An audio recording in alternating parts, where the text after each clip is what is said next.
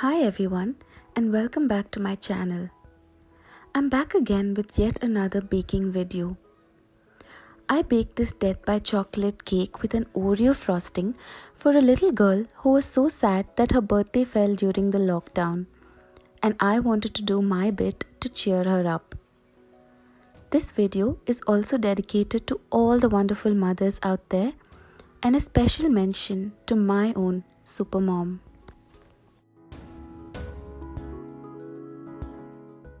Just before I started to bake this cake, I happened to stumble upon some old pictures from my birthday parties when I was younger, and it kept me feeling so nostalgic throughout the whole process of it.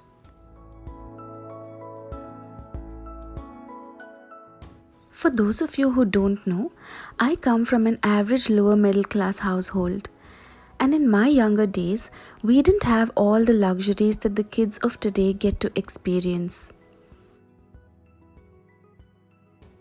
But I remember very clearly in my mind how my mother would go out of her way to ensure that my sister and I never felt deprived. And that too with the limited resources that she had access to.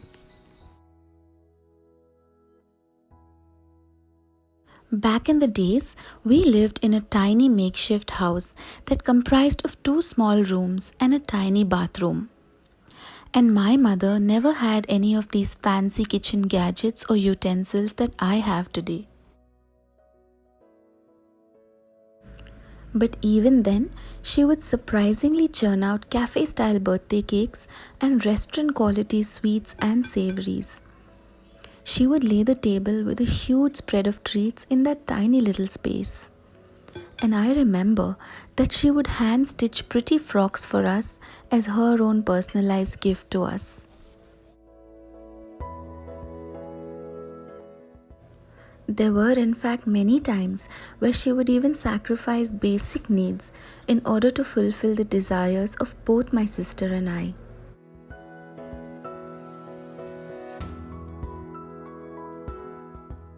And I'm pretty sure that this is something that would resonate with most of you because that's what defines a mother's love, right? I guess most of you are thinking about your moms right now.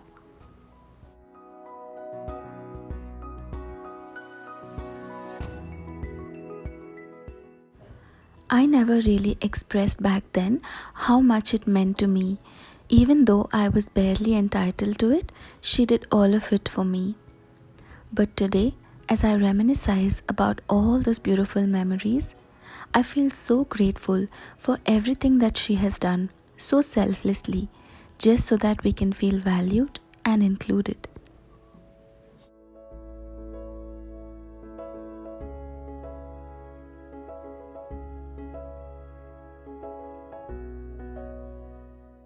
I know many of my friends who are now mothers themselves, and I see and hear from them that they feel the same way about their kids too.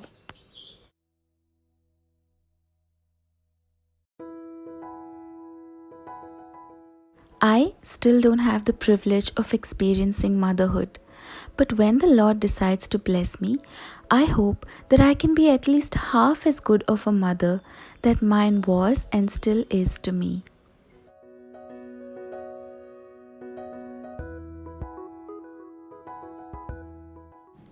I think the sacrifices our mothers have made are so undervalued and often go unnoticed, as we tend to take them for granted.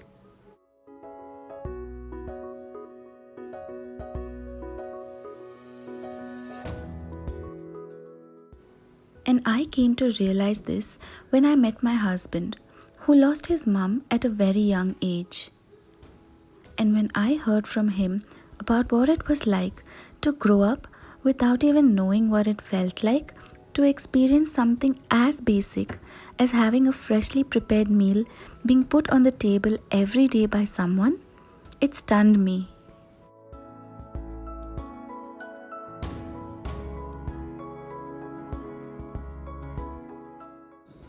And I was suddenly filled with an immense sense of gratitude to have just had the privilege of growing up in the comfort of my mother's love and care.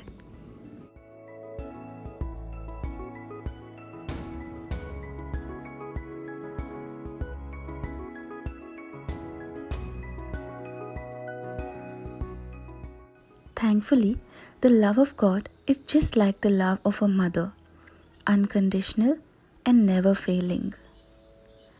And it was this never failing love of God that carried my husband through all of those difficult times, enabling him to be the self sufficient man that he is today.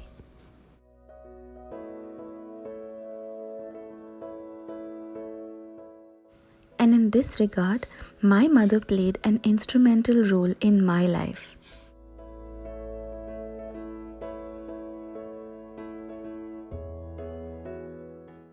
As a child, I was bullied and made fun of because of the way I dressed and how I looked, partly also owing to my darker complexion. There was in fact one instance where my friends laughed and made fun of me because I wore the same pants everywhere, even though it was torn. But little did they realize that that was probably all I could afford back then.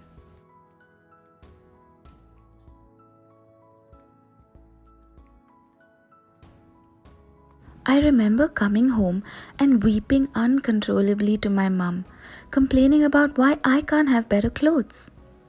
She was broken, but she consoled me and told me that God has given me numerous talents in abundance and that these are exclusive. And if I focused on building these talents, one day they would speak on behalf of me and I would be able to buy all of the clothes that I wanted all on my own without having to depend on anybody. Although the thought of it sounded encouraging and calmed me down at that time, I wasn't convinced enough. She still bought me another pair of pants. But through the years, every time I came across a difficult situation, her words would ring in my head. And today, when I look around me and see how abundantly God has blessed me to afford all the clothes that I want, in my own capacity, of course, I realize that she was right. I don't think that I would have ever been ready enough to face the harsh and judgmental world out there if my mom hadn't continuously pushed me to overcome my fears. In fact, until even a few years ago, I had extreme stage fright. I would be nervous to speak in public or even go through a presentation on my own. I came across as a very quiet and introverted person, sometimes lacking confidence.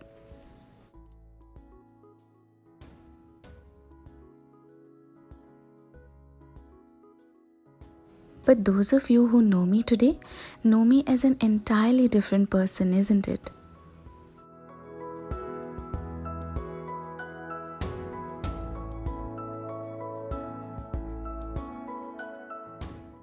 And these developmental changes are a result of my mom's constant encouragement to overcome the fear of being judged.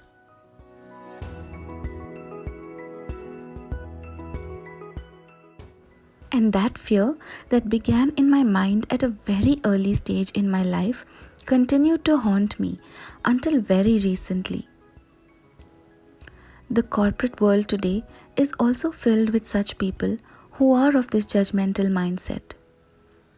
I have personally encountered situations in the past where my work wasn't valued enough. Although now I'm blessed in this regard with an amazing job and a very understanding boss, this stigma in society exists even today, where beauty is given unnecessary importance. I remember always having felt an immense pressure to work on how I looked in order to be more accepted by the world.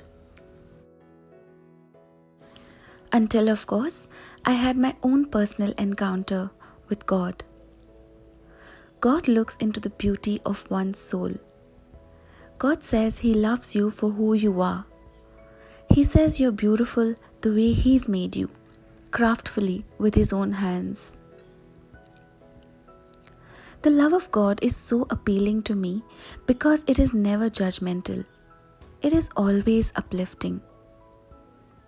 and that somewhere seemed to be in sync with what my mom had told me too.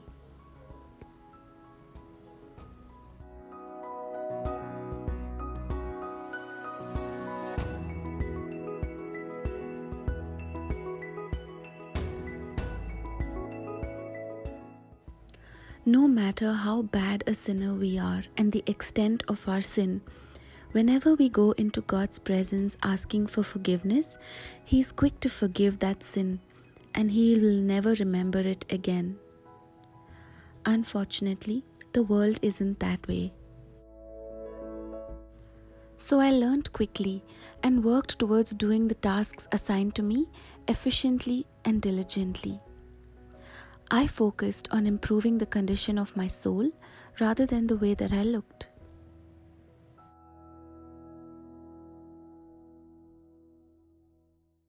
And the person that I am today is still work in progress, but the credit goes to how beautifully God used my mother in order to transform me into the person that I am today. I want to end this video with a huge shout out to all the wonderful moms out there who are constantly supporting and encouraging their kids to dream big and make it to the top.